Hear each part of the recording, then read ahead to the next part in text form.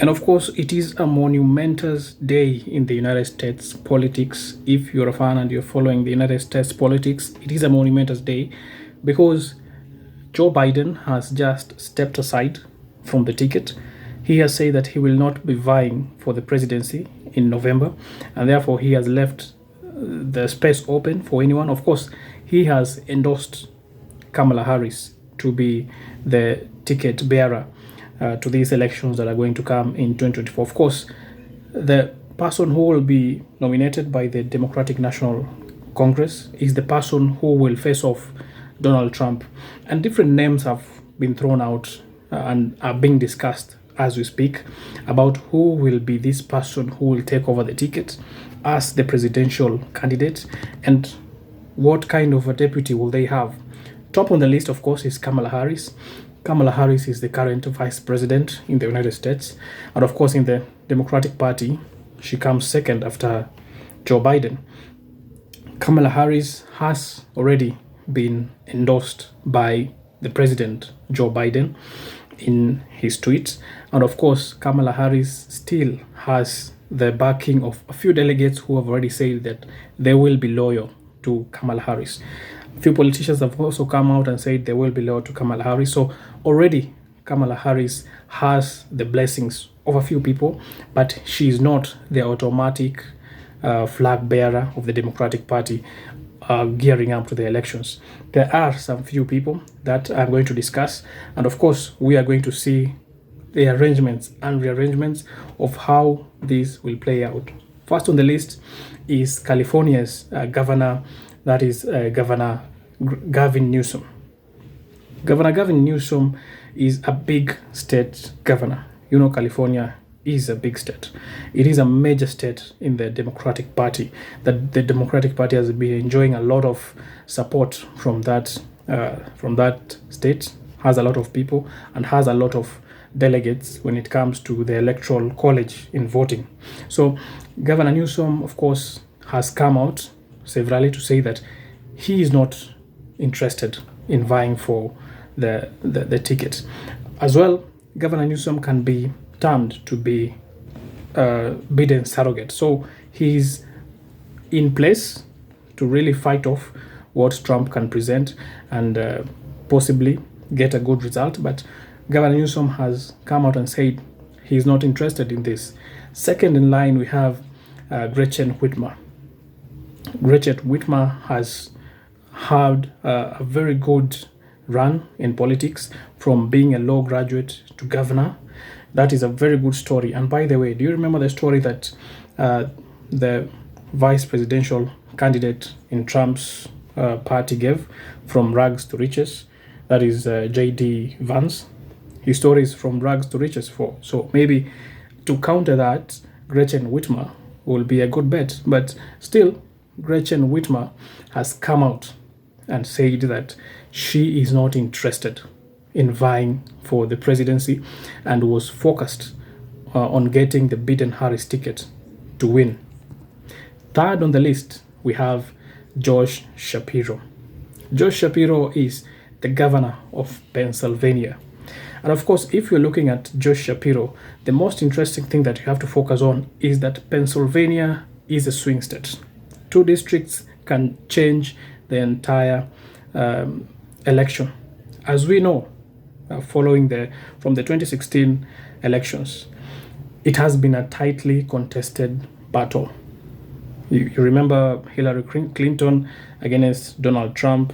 Hillary won the popular vote. Donald Trump won the electoral college votes. So it has been a very hotly contested election with Donald Trump on the ticket. Same to 2020 Biden versus Trump, hotly contested. And the swing states, Georgia, Pennsylvania, really mattered on who will be elected president. So in this case, we have Governor Josh Shapiro coming from Pennsylvania, a swing state, and he is a possible candidate in the Democratic Party to lead to the elections. Fourth in the list, we have J.B. Pritzker. J.B. Pritzker is the governor of Illinois. Of course, what really inspires about Priska is that he is a wealthy person coming from also a very important state that contributes a lot to the Democratic Party. And of course, we are looking as well as to how much a person will also contribute to these elections. We know that in the United States, money is very important when you're campaigning. Donald Trump is a very wealthy person, and we can say that his wealth has contributed to him becoming the president of the United States in the 2016 elections. So if you're looking at J.B. Pritzker, a very important figure, a person who has been helping the Democratic Party to bring up donors and has gone across the country to also build his name nationally so that he can also be accepted. So we've seen some developments coming from J.B. Pritzker to be accepted nationally, but he has also come out and said that he will support a Biden-Harris ticket in the 2024 elections. So these are the names that are popping up. Of course, some people have ideas of Michelle Obama, some have ideas of Hillary Clinton. Of course, that is a bit far-fetched at the moment. Those governors that I've mentioned are the ones who are possible to take over this ticket, as well as the Vice President, Kamala Harris, very, very much in line to take over the presidential ticket towards November.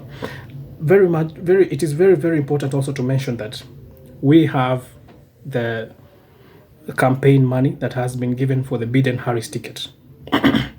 And these monies are also going to play a part in choosing who is going to be the candidate, the presidential candidate. Because one, people have already contributed, entities have contributed to the Biden-Harris ticket.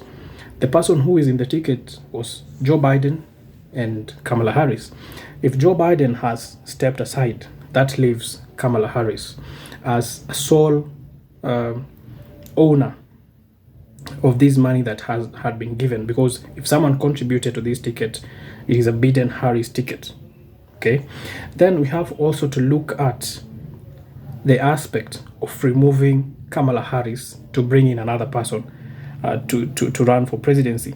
It is complex because in the fact that if you remove Kamala Harris, a woman of color, then you bring up someone else who is not, perhaps we can say, a white gentleman to lead the Democratic ticket, then you're going to send a message to a lot of Democratic Party followers or people who are loyal to the Democratic Party.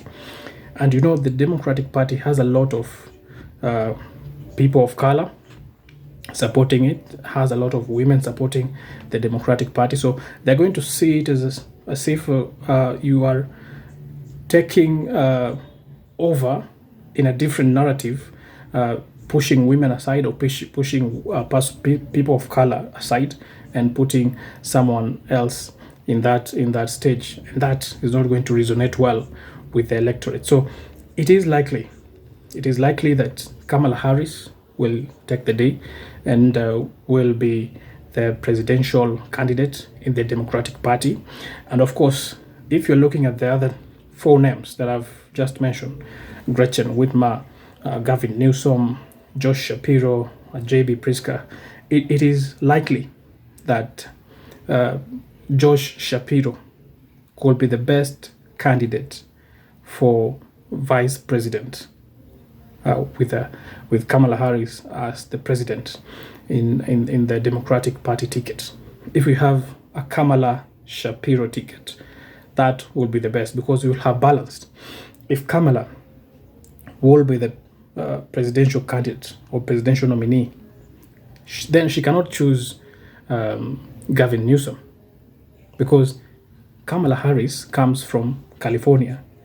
Gavin Newsom is a governor from California. So it is unlikely that you'll have both the president and the vice president from one single state. If you have Kamala Harris from California, you can have Josh Shapiro from Pennsylvania, which is in the east. So that is west and the east. And then you balance, and you can have a better movement and better votes in the party.